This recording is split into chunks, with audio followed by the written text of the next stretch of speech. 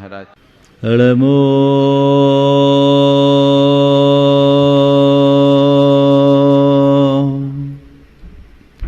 आरिहंताणं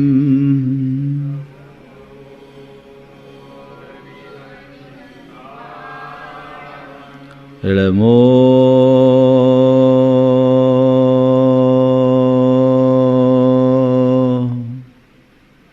सिद्धाणं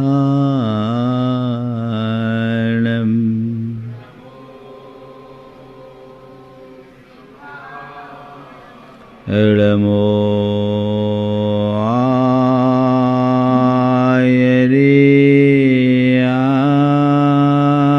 आयरियाणं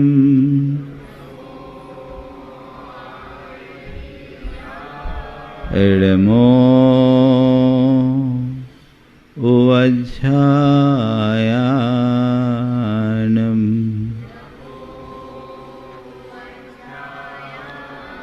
अड़मो लोये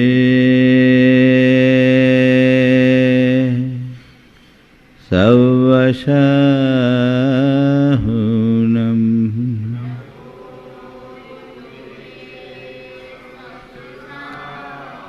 एसो पंचेन मुयारो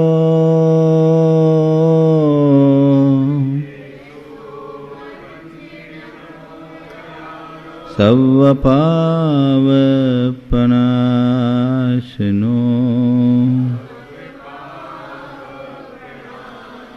मंगलानं च सवेशिम् पढ़मं होई मंगलम। जय बोलो देवादिदेव खजराज श्री भगवान महावीर स्वामी की, अहिंसा परमो धर्म की, परम पूज आचार्य गुरुवर श्री विद्यासागर जी महाराज की। जीवन के विकास के लिए सतत प्रयास करना होता है। कठिन साधना और लंबे अभ्यास से हमारी चेतना में निखार आता है। तीर्थंकरत्व को प्राप्त करने वाले परमात्मा अतीत के अनेक जन्मों की साधना से उस मुकाम तक पहुँचते हैं। अपनी चेतना को परिष्कृत करने वाले उन्हीं आधारों की हम लोग विगत दिनों से चर्चा कर रहे हैं और उसी क्रम में प्रसंग भक्ति का है। अरहत की भक्ति, आचार्य की भक्ति, बहुश्रुत की भक्ति और प्रवचन की भक्ति। कल भक्ति के संदर्भ में कुछ विचार विमर्श आप सबके मध्य किया गया था। आज उसी बात को हम और आगे बढ़ा रहे हैं। भक्ति एक त्रिमुखी प्रक्रिया है जिसमें एक और भक्त होता है, दूसरी तरफ भगवान, और बीच में जो हमारी गुणानुरागी वृत्ति होती है, हमारी भक्ति होती है। भक्त और भगवान के बीच सेतु का काम करती है भक्ति। जब हम भक्ति का आलंबन लेते हैं तो वह हमारी चेतना को परिष्कृत करती है, हमारे जीवन को विशुद्ध बनाती है। कल काफ़ी विस्तृत चर्चा भक्ति के संदर्भ में हम सब ने की। आज एक कदम और आगे बढ़ते हुए हमें चलना है कि भक्ति से मुक्ति मिलती है। हम भक्ति करते हैं, किस लिए करते हैं? हम भक्ति जब कभी भी करें तो बस भगवत्ता को प्राप्त करने की भावना से करें, और चीज़ों को भूलकर सीधे अगर हम भक्ति की भावना से जुड़ते हैं तो वो हमारे जीवन के लिए एक विशिष्ट उपलब्धि होती है। भक्ति सभी करते हैं, सबके परिणाम एक से नहीं होते, भक्ति में जिस तरह की भावना होती है, परिणाम भी उसी तरह से उभर करके आता है। हम आज बात आचार्य भक्ति की करने जा रहे हैं। आचार्य की भक्ति करें, तो आचार्य की भक्ति करने से पहले हम आचार्य को जानें, आचार्य कौन है और फिर भक्ति क्या है और आचार्य की भक्ति का अर्थ क्या है। हमें इन बातों को बहुत गंभीरता से समझना है। आचार्य मध्यम परमेष्ठी माने जाते हैं। तीर्थंकर परमात्मा के बाद अगर स्थान है तो आचार्य का स्थान है। हमारे तीर्थंकर परमात्मा ने हमें मार्ग दिया और तीर्थंकर भगवंतों के द्वारा प्रतिपादित मार्ग को हम तक अगर किसी ने पहुंचाया है तो आचार्य भगवंतों ने ही पहुंचाया। हम तीर्थंकरों के द्वादशांग के प्रवर्तक के रूप में गणधर को मानते हैं, गणधरों की पूजा करते हैं। गणधर है क्या? गणधर भी आचार्य हैं। गण का अर्थ होता है संघ, और संघ को जो धारण करते हैं वो गणधर कहलाते हैं। गण के जो नायक होते हैं वो गणनायक कहलाते हैं। इन्हीं को गणधर कहते हैं, इन्हीं को गणनायक कहते हैं और यही गणपति कहलाते हैं। भगवान महावीर के बाद गौतम गणधर हुए और उसके बाद क्रमशः अनेक आचार्यों की परिपाटी से ये मार्ग हम लोगों तक आया। तो सवाल है वो आचार्य कौन? आचार्य के संदर्भ में सामान्य रूप से कहा जाता है जो स्वयं तरे और औरों को तारे, जो खुद आचरण करते हैं और दूसरों से आचरण कराते हैं, वे आचार्य कहलाते हैं। दरअसल किसी का भी प्रभाव हम पर तभी पड़ता है जब उसके आचरण में वो बात प्रकट होती है। हम बोलते हैं तो केवल शब्द होता है, वो हमारे लिए केवल बौद्धिक स्तर तक प्रभावित करता है, लेकिन जब हमारा आचरण बोलता है तो हमारे अंतस्तल तक वो उसका प्रभाव होता है और व्यक्ति के शब्दों से ज़्यादा प्रभाव उसके आचरण का होता है। इसलिए आचार्य वही है जो खुद आचरण करे और औरों से आचरण कराए। संघ के मुखिया होते हैं, संघ के नायक होते हैं, जिनके माध्यम से पूरी परिपाटी का क्रम चलता है, संघ की परंपरा चलती है, वे आचार्य कहलाते हैं। आचार्य के संदर्भ में आज मैं आपसे कहूँगा, हमारे शास्त्रों में आचार्य के 8 विशेष गुण बताएं। एक आचार्य कौन? वर्तमान में आचार्यों की तो लाइन लगी, मुनि कम आचार्य ज़्यादा दिखते हैं। ये बात अलग है कि आचार्यों की संख्या तो बढ़ी है पर आचार्यत्व की गरिमा दिनों दिन घटते जा रही। ऐसा क्यों हो रहा है? ऐसा केवल इसलिए हो रहा है कि जब तक हम आचारत्व से मंडित नहीं होंगे तब तक आचार्यत्व गरिमामयी नहीं हो सकता। आचार्य कौन है? जिस किसी को भी आचार्य के रूप में अधिष्ठित नहीं किया जा सकता। आचार्य की एक परंपरा है, आचार्य की एक परिपाटी है। हमारे हर संघ का एक नायक होता है, वही आचार्य होता है। पूरे जीवन काल में पूरा संघ उनके ही नेतृत्व में चलता है और अंत काल में जब उनकी संलेखना का समय आता है तब वो अपने आचार्य पद का दायित्व किसी योग्य शिष्य को देते हैं और उसके अधीन संपूर्ण संघ की बागडोर होती है और वह संघ का आगे संचालन करता है। इस प्रकार से क्रम चलता है। अपने उत्तराधिकारी के रूप में उन्हें बालाचार्य बनाने का विधान शास्त्रों में है या एलाचार्य का उल्लेख शास्त्रों में आता है, लेकिन एक संघ में एक ही आचार्य का विधान है। किसी भी आगम में एक संघ में अनेक आचार्य की कोई चर्चा नहीं है। लोक में भी ये देखा जाता है कि बाप के जीते जी बेटे के सिर पर पगड़ी नहीं रखी जाती। उत्तराधिकार बाद में होता है। दरअसल आचार्यत्व एक दायित्व है, उपाधि नहीं। दुर्भाग्य कि इस दायित्व को लोगों ने उपाधि बना दिया, और चाहे जिसको उपाधि की तरह आचार्य पद दिया जाने लगा, जिससे पूरे के पूरे श्रमण परंपरा का घोर अवमूल्यन हो रहा है। इससे बहुत सारी गिरावटें और बहुत सारी विकृतियां आ रही। आचार्य हो, कौन हो आचार्य? भगवती आराधना में आचार्य के 8 आधार बताए। जो आचार्यवान हो, आचारवान हो, आधारवान हो, व्यवहारवान हो, आया पाय प्रदर्शी हो, प्रकर्ता हो, औपीड़क हो, अपरिश्रावी हो और निर्यापक हो। 8 गुण होने चाहिए आचार्य में। आचारवान, आधारवान, व्यवहारवान, प्रकर्ता, औपीड़क, अपरिश्रावी, आया पाय प्रदर्शी और निर्यापक, ये 8 गुण हैं।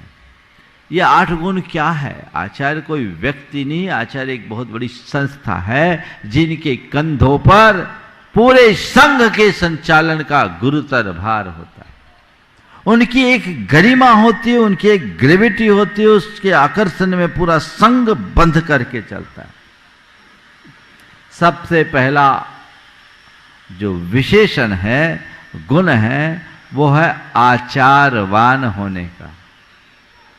अगर आचार्य की चर्या ही गड़बड़ होगी तो नीचे का संघ तो और गड़बड़ करेगा। वो पूर्ण आचारवान हो, निर्दोष आचार्य अपने चर्या का खुद पालन करेंगे तब औरों से करवाएंगे। अपनी चर्या और क्रिया में किसी तरह की शिथिलता नहीं हो। हमारे गुरुदेव को देखो, विषम शारीरिक स्थिति में भी वो अपनी चर्या के प्रति दृढ़ रहते, रंच मात्र शिथिलता नहीं। और जो वो हम लोगों से कहते हैं उससे पहले खुद करते हैं। जितना करते हैं उसका अंश ही हम लोगों को करने के लिए कहते हैं, तो उनका प्रभाव पड़ता है। वो जो बोल देते हैं वो हम लोगों के लिए ब्रह्म वाक्य बन जाता है, उसमें कहीं से फिर मुड़ने की इच्छा नहीं होती। ये आचारवान होने का प्रतीक है। अगर आचारवान होगा तो संघ में अनुशासन अपने आप बनेगा, और आचार्य के आचार में शिथिलता होगी तो वो भी डूबेगा और संघ भी डूबेगा। आचार्य महाराज का एक दिन थोड़ा स्वास्थ्य गड़बड़ सा था। हम लोगों ने निवेदन किया कि थोड़ा विश्राम हो जाए, तो उन्होंने कहा अगर मैं विश्राम करूंगा तो तुम लोग पता नहीं क्या कर लोगे, ये प्रमाद ठीक नहीं। हम लोगों ने कहा थोड़ा विश्राम कर ले, फिर सामायिक बोला देखो अभी मैं विश्राम देता हूं, और उठ के खड़े हो गए, खड़े खड़े सामायिक कर लिए। विषम शारीरिक स्थिति में खड़े होकर के सामायिक कर रहे हैं। क्यों? क्योंकि मैं ढीला होऊंगा तो पीछे वाले तो पूरे ही ढीले हो जाएंगे। वो नायक है, मुखिया है, वो हमारे सर्वस्व आदर्श हैं, उनमें शिथिलता आने पर सब में शैथिल्य आ जाता है। तो आचारवान, चर्या का निर्दोष पालन 13 प्रकार का चारित्र कहलाता है। 5 महाव्रत, 5 समिति और 3 गुप्ती। इन 13 प्रकार के चारित्र का खुद आचरण करे या पंचाचार का खुद पालन करे और औरों से कराए, वो है आचार्य। इसमें शिथिलता नहीं हो। दूसरी विशेषता, मुझे 8 की बात करनी, आज 4 की बात से काम नहीं चलेगा। दूसरी बात है आधारवान, संघ के लिए आधार हो, जिनके अंदर खुद रत्नत्रय का आधार हो और जो पूरे संघ के लिए आधार बन जाए, सबके लिए लगे कि बस ये है तो अब कुछ कहना ही नहीं। मजबूत आधार, मजबूत आधार कौन दे पाएगा? जो खुद अधर्म है या खुद मजबूत है। तो उसको एक मजबूत आधार होना चाहिए। रत्नत्रय में पूरी तरह दृढ़ रहते हुए संघ को रत्नत्रय में नियोजित करने वाले आचार्य ही आधारवान कहला सकते हैं। सबल आधार। कुछ भी हो तो पहले मार्ग की बात हो, बाकी बातें गौण। हमने आचार्य महाराज को देखा, वो किंचित मात्र भी चर्या के मामले में समझौता पसंद नहीं करते। और उन्होंने एक दिन बहुत गहरी बात कही थी कि व्रती को अपने व्रतों के नियंत्रण में रहना चाहिए, व्यक्तियों के नियंत्रण में नहीं। व्रती को अपने व्रतों के नियंत्रण में रहना चाहिए, व्यक्तियों के नियंत्रण में नहीं। यदि व्रती अपने व्रतों में के नियंत्रण में रहेगा, व्रतनिष्ठ बनेगा, तभी वो अपने जीवन को आगे बढ़ा सकेगा। व्यक्तियों से जुड़ जाएगा, व्यक्तियों से प्रभावित होगा तो वो पिछड़ जाएगा। सबल आधार हो। तीसरी बात है व्यवहारवान। व्यवहारवान मतलब संघ की संपूर्ण व्यवस्था को बनाने में और प्रायश्चित आदि प्रदान करने में जिनकी पूरी कुशलता हो, समय काल परिस्थिति के अनुरूप सारे निर्णय लेते हो और निर्णय लेने के उपरांत किसी प्रकार से पिछड़ने का कोई काम ना हो, वो व्यवहारवान होते हैं। न तो इतनी ज्यादा व्यवहारिकता कि मूल को ही भूल जाए, और न इतनी ज्यादा कट्टरता कि चीजें ही न संभले। हमारे आचार्य महाराज प्रायश्चित आदि के मामले में भी इन सब चीजों को देख करके करते हैं। सामने वाला शिष्य कैसा है, उसका सत्व कैसा है, उसकी क्षमता कैसी है, प्रकृति कैसी है, स्वास्थ्य कैसा है, इन सब चीज़ों के बारे में विचार करके और किस बात का परिणाम क्या आएगा उसको देख करके ही निर्णय लिया जाता है। हमारे गुरुदेव का इस मामले में कोई तोड़ नहीं, बहुत सोच समझ करके बात करते हैं और उनका कोई भी निर्णय गलत नहीं होता। सन 1994 की बात है। संघ का बिहार रामटेक से अमरकंटक की ओर हो रहा था। रास्ते में मंडला से आगे डिंडोरी की ओर जाना था।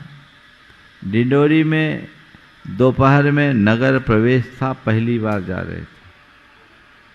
इलाका पूरी तरह से आदिवासियों का था, छोटे छोटे गांव थे, एकदम ड्राई एरिया। जहां भी संघ रुकता, विश्राम होता, आहार आदि होते। एक दिन क्या हुआ, जगह कुछ छोटी मिली, 2 कमरे का एक प्राइमरी स्कूल था। वहाँ लोगों ने संघ को रोक दिया और बाहर मैदान में टेंट लगाकर चौके लगा दिए। सूखी घास थी, लोगों ने बोल दिया सूखी घास है, कोई दिक्कत नहीं, आहार हो जाएगा। संघ इससे अनभिज्ञ है। समय पर गुरुदेव आहार को उठे और 3-4 मिनट में वापस आ गए। पूरा संघ उठ गया, संघ का आहार हो गया, सब कुछ ठीक हो गया। आहार के बाद बिहार हुआ। हजारों की संख्या में आदिवासियों ने पूरे संघ का स्वागत किया। एक अलग उत्साह था, अच्छी धर्म प्रभावना हुई। गुरुदेव नगर प्रवेश के बाद वहां विश्राम किए। दूसरे दिन जब आहार को उठने का समय हुआ, गुरुजी ने कहा कि आज मेरा उपवास है। ठीक है, उपवास? हाँ, आज मेरा उपवास है। कारण अभी नहीं बताया। गुरुजी ने उपवास किया, संग आहार को निकला। आहार करके लौटने के बाद उन्होंने कहा, कल सबने अशुद्ध आहार ग्रहण किया। मेरे मन में विकल्प आया कि मैं लौट जाऊं, पर सोचा कि मैं लौटूंगा तो श्रावकों पर सामत आ जाएगी, पूरे संघ का उपवास हो जाएगा, इन लोगों के साथ बड़ी दुविधा आ जाएगी, अप्रभावना होगी। तो मैं तो बस बिना मन के थोड़ा सा लेकर आ गया, लेकिन आज का जो उपवास है वो प्रायश्चित का उपवास मैंने किया है। आप लोगों को भी एक एक उपवास प्रायश्चित स्वरूप करना है। ये कहलाता है व्यवहारवान होने का लक्षण। न तो इतनी कट्टरता कि ये हम कॉम्प्रोमाइज कर ही नहीं सकते, हमारे यहां सब नहीं चलेगा, स्ट्रेट फॉरवर्ड। कुछ लोग ऐसे होते हैं, उसका इम्पैक्ट भी देखो। और न इतनी शिथिलता कि ये सब तो चलता है। व्यवहारवान होना एक आचार्य का श्रेष्ठ गुण होता है। तो आचारवान, आधारवान, व्यवहारवान, प्रकर्ता, वो संघ के नायक होते, मुखिया होते। संघ में आने वाले शिष्यों का संपूर्ण निर्माण उनके द्वारा होता है। उनका वो संग्रह करते हैं, उस पर अनुग्रह करते हैं, उन्हें दीक्षा शिक्षा देकर उस व्यक्ति के व्यक्तित्व का निर्माण करते हैं। वह एक बड़े सृजनहार होते हैं, वो प्रकर्ता कहलाते हैं। प्रकर्ता होने का मतलब केवल ये नहीं कि दीक्षा दे दे और बोलना सिखा दे, प्रवचनकार बना दे, नहीं। चर्यानिष्ठ, क्रिया विशिष्ट बनाए, उन्हें पक्का बना दे। हमारे गुरुदेव दीक्षा देते हैं, कम देते हैं, छांट छांट कर देते हैं, और दीक्षा के साथ शिक्षा देते हैं, और शिक्षा भी ऐसी वैसी रही, पूरी मिलिट्री ट्रेनिंग होती है ना, मिलिट्री ट्रेनिंग। जब नेमावर में 23 दीक्षाएं हुई और 23 दीक्षाओं के उपरांत उन्होंने संघ को मूलाचार प्रदीप पढ़ाया। दीक्षा देते ही प्राय वो मूलाचार पढ़ाते। जब मूलाचार पढ़ाए तो उन्होंने एक दिन बात कही, वो उनकी दृष्टि को उद्घाटित करते। उन्होंने कहा कि आप लोगों की मुद्रा में मुझे आचार्य कुंद कुंद का रूप दिखाई पड़ता है, और मेरा मन हर्षित होता है, आनंदित होता है। और मैं चाहता हूं कि आपके अंदर वही आचार्य कुंद कुंद प्रतिष्ठित हो, जिनसे हमारा मार्ग पुष्ट होता। यह है सृजन धर्मिता, यह है निर्माण, यह है प्रकर्तापन। केवल संघ में शामिल करने से किसी का निर्माण नहीं होता, सामने वाले के जीवन को निखारने में उसका निर्माण होता है। आचार्य एक कुशल शिल्पी की भांति होते हैं, जो अनगढ़ पत्थर को भी भव्य आकार दे देते हैं, उन्हें तराश तराश कर। तो ये प्रकर्तापन कहलाता है। 5वीं विशेषता है आया पाए प्रदर्शी। आचार्य पहले से ही हर कार्य के परिणाम को जान ले। किस क्रिया में या किस कार्य में क्या परिणाम होगा, किसका अच्छा बुरा परिणाम क्या निकलेगा, इसका उन्हें पूर्व से आभास होता है। दूरदर्शिता, समय से पहले ही चीजों को समझ ले। और हमारे आचार्य महाराज में ये गुण बहुत गहराई से भरा पड़ा है। कई प्रसंगों में हमने देखा कि उनको कोई भी बात होती है तो पहले से ही चीजों को समझ लेते हैं, बताते नहीं है, लेकिन बाद में प्रकट होता है कि गुरुदेव का जो निर्णय था वो सही था। चारित्र चक्रवर्ती शांति सागर जी महाराज राजा खेड़ा में विराजमान थे। थोड़ा थोड़ा गर्मी का समय था। संघ प्राय बाहर ही विश्राम करता था। उन्होंने संघ को निर्देश दिया कि आज पूरे संघ को अंदर ही सामायिक आदि करना है, विश्राम करना है। वहां एक धर्मद्वेषी व्यक्ति था जिसके मन में मुनियों के प्रति प्रगाढ़ द्वेष था। उसने अपनी योजनानुसार रात में पूरे संघ पर हमला करने के इरादे से आ धमका और हमला करना चाहा। संघ अंदर था, सुरक्षित था, और राजा खेड़ा के श्रावकों ने जमकर लोहा लिया, जमकर लोहा लिया। बाद में उस व्यक्ति को गिरफ्तार कर लिया गया।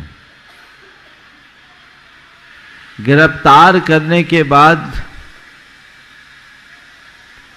कहते हैं कि वायसराय का सीधा समाचार आया महाराज के पास कि इनके लिए क्या सजा दी जाए। शांति सागर जी महाराज ने कहा कि इनको सजा अगर मेरे हिसाब से देना चाहते हो तो मैं यही कहता हूं, इन सबको माफ कर दिया जाए, क्योंकि इन्हें ये पता नहीं कि ये क्या करने जा रहे। उस व्यक्ति का हृदय परिवर्तित हुआ। लेकिन जिस संदर्भ में मैंने ये बात आपको सुनाई, उन्हें पहले ही से आभास हो गया था संघ अंदर है। नहीं तो वे तो कातिलाना हमला करने के ख्याल से आए थे, बहुत बड़ा नुकसान हो सकता था। अकंपनाचार्य महाराज ने श्रुत सागर मुनि महाराज को पूरे संघ को निर्देश दे दिया था, अभी कुछ लोग आएंगे, सबको मौन रहना है। मालूम था कि यहां का मंत्री ठीक नहीं है, धर्मद्वेषी है। श्रुत सागर महाराज आहार को गए हुए थे, उनको कोई पता नहीं था। उनने मौन नहीं रखा। मंत्री लोग लौट रहे थे, श्रुत सागर जी से मिले, और श्रुत सागर जी बड़े ज्ञानी थे, उन्हें आचार्य का निर्देश पता नहीं था, और उन्होंने बातचीत की और वाद विवाद में मंत्री को परास्त कर दिया। मंत्री ने इसे अपना अपमान समझा। उसके हृदय में प्रतिशोध की भावना जग गई। इधर श्रुत सागर जी ने अपने गुरु से रास्ते का वाकया सुनाया तो गुरु ने कहा, गलती हो गई, तुम्हें उससे वाद विवाद नहीं करना था, ये पूरे संघ में उपसर्ग का कारण बन सकता है। जाओ, जिस जगह में तुम्हारा विवाद हुआ उसी स्थान पर पूरी रात्रि के लिए प्रतिमा योग करो। एक को भेज दिया, एक को भेज दिया। अब ये लोग आए थे, निकले थे बलि आदि चारों मंत्री कि हमें बदला लेना है, राजा के सामने अपमान हुआ है, रात में चलकर हमला करो। रास्ते में वही सुतसागर दिख गए। सुतसागर मुनिराज दिखे तो इनने सोचा पहले इसको ही निपटाया जाए। हमेशा ध्यान रखना, हिंसक आदमी कायर होता है। मारे तो कौन मारे? मुनि हत्या का पाप अपने सिर पर कौन ले? एक बोले तुम पहले, तुम पहले, तुम पहले, तुम पहले, कोई तैयार नहीं तो कहा चारों मिलकर मारो। चारों ने एक साथ तलवार उठाई। कहानी हम सबको पता है। वनदेव ने चारों को कीलित कर दिया। पूरी रक्षाबंधन की कथा मैं नहीं सुनाने जा रहा हूं। मैं तो आया पाए प्रदर्शित्व का उदाहरण देने जा रहा हूं। अकंपनाचार्य ने सुतसागर मुनि को एक तरफ किया, एक प्रकार का प्रायश्चित दिया। क्यों? क्योंकि अगर सुतसागर मुनि संग में ही रहते तो ये उपद्रव पूरे संघ के साथ हो सकता था, जो एक में ही सलट गया। हमारे आचार्य महाराज के साथ भी ऐसे अनेक प्रसंग हैं जिनको उन्होंने पहले से सोच लिया और बाद में हम लोगों को भेद खुला। 2015 में यहाँ से जब हमें जयपुर भेजा, हमें उम्मीद भी नहीं थी। जयपुर अचानक भेजने का औचित्य भी समझ में नहीं आ रहा था। हम लोग जाना चाह रहे थे गुवाहाटी, प्रयास भी गुवाहाटी वालों का था। फिर जयपुर भेजा तो सोचा कि रास्ते में चतुर्मास करके कहीं जाए, रास्ते में चतुर्मास करके चले जाए, क्योंकि जयपुर वाले कोई आए भी नहीं थे, कोई उत्साह भी नहीं था, अपनी कोई विशेष परिचय भी नहीं था। सोचा कि कुछ बीच में हो जाए। एक ही निर्देश, जयपुर ही। ठीक है, गए, पूरब से पश्चिम मुड़ गए। बाद में पता चला कि जयपुर ही के पीछे कारण क्या था। आप सबको पता है, संलेखना संथारा का निमित्त आना था और इसलिए उन्होंने ऐसा कहा। तो ये कहलाते आया पाए प्रदर्शित्व। कोई भी कार्य करने के पहले जो उसके परिणाम को जान लेता है, सच्चे अर्थों में वही सबका आदर्श बन पाता है। तो ये गुण है आचार्य का। इसके बाद का गुण है औपीड़क। औपीड़क क्या है? शिष्य के हृदय की सब बात निकाल लेने में कुशलता। उनके पास जाओ तो कोई चालबाजी न चल पाए। तुम्हारे अंदर डूबकर तुम्हारे दुस्सील को भी जान ले। दुस्सीलम चा भी जानिता। औपीड़क गुण जो तुम्हारी पूरी शल्य क्रिया करा दे। एक बात सदैव ध्यान रखना, सारी दुनिया में चतुराई लगा देना, गुरु के सामने तो केवल सच्चाई रखना। गुरु के सामने सच्चाई रखोगे तो जीवन में अच्छाई आएगी, और वहां चतुराई करोगे तो सद्गुणों की सफाई हो जाएगी। अपनी अच्छाई चाहते हो तो सच्चाई का आश्रय लेना चाहिए। और गुरु में विशेषता होती है कि सारी सच्चाई वे उगलवा लेते, सारी सच्चाई उगलवा लेते। जो है, जैसा है, जितना है, सब कुछ प्रकट कर ले। और शिष्य ने गुरु के सामने जाकर अपना हृदय खोल दिया इसके बाद गुरु जाके ढिंडोरा पीट दे तो मामला गड़बड़ हो जाएगा ना। प्रायश्चित के लिए आपने निवेदन किया गुरु पर विश्वास करके, और गुरु ने उस बात को उजागर कर दिया, सामने वाला सबके नजरों से गिर गया। ऐसा काम सद्गुरु कभी नहीं करते। उनका एक गुण है अपरिश्रावी। क्या गुण है? अपरिश्रावी। ऐसा गुण कुछ भी हो, जो तुम्हारी बात तुमने सुनाई सब उनके पेट में है। तुम्हारा मार्गदर्शन देकर, तुम्हारी शुद्धि करके, तुम्हें प्रायश्चित देकर तुम्हारा उद्धार करा देंगे, लेकिन तुम्हारी बात दूसरों तक कभी नहीं जाएगी। ये अपरिश्रावित गुण है जो एक आचार्य का गुण होता है। और फिर है निर्यापक। निर्यापक अर्थात पूरे संघ का निर्वाह कराए और अच्छे से संलेखना कराने में जो समर्थ हो जाए,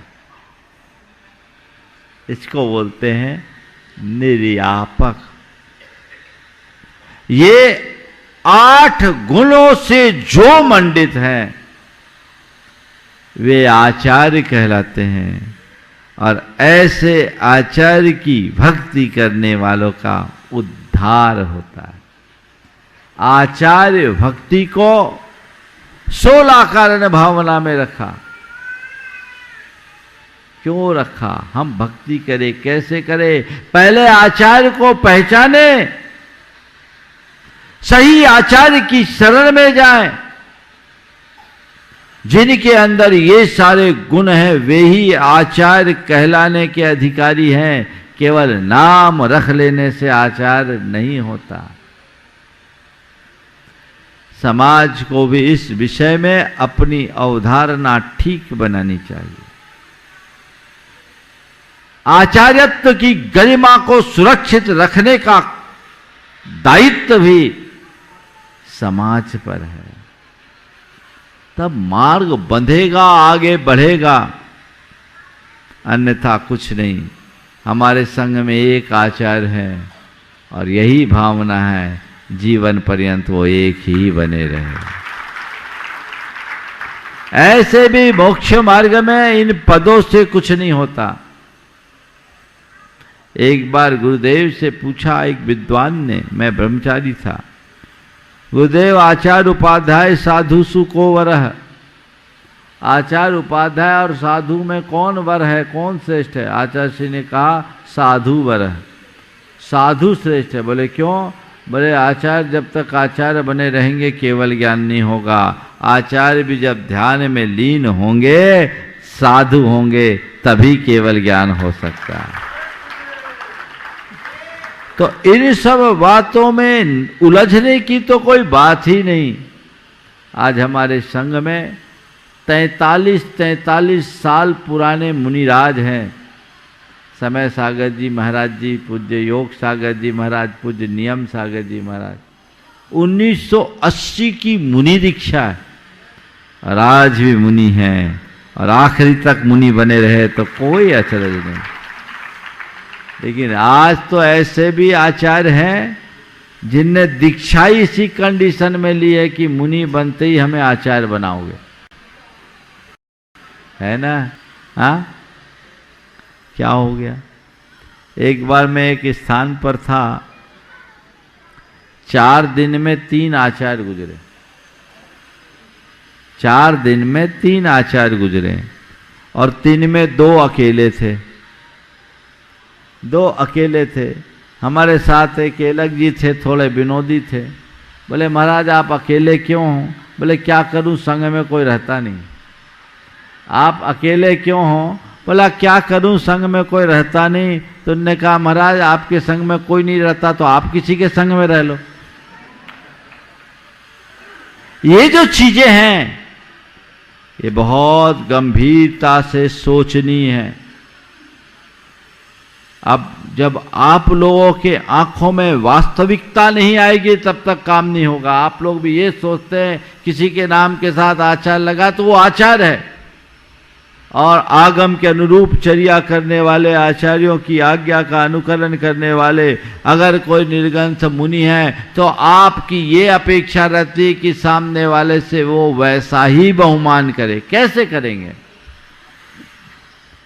जो आगम की व्यवस्था है उसी व्यवस्था के अनुरूप सारा कार्य होना चाहिए।